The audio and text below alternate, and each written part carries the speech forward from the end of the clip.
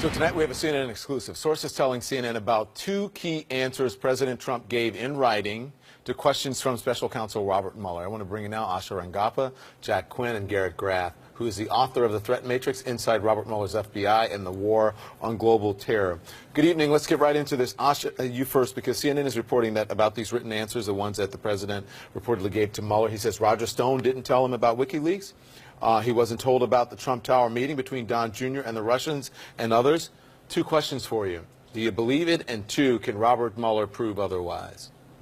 I don't believe it, but my understanding is that he's couched this in legalese, which is to say, to the best of my recollection, or I don't recall. This is the Reagan defense. And that does make it harder to pin him down as lying. As far as whether Mueller can prove it, I think that Mueller has way more information than he understands.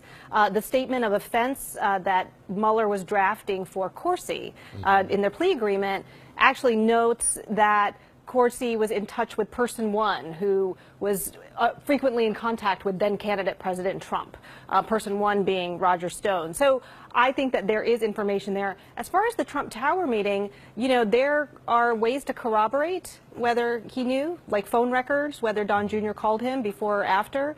So I think that there are ways to prove it, but whether you can pin him down remains to be seen. So Asha mentioned the, to the best of my recollection, he sort of cloaked himself in this, Jack. So let me ask you, does that make a difference? Is that enough to save him legally by using that sort of defense? Because that's pretty standard.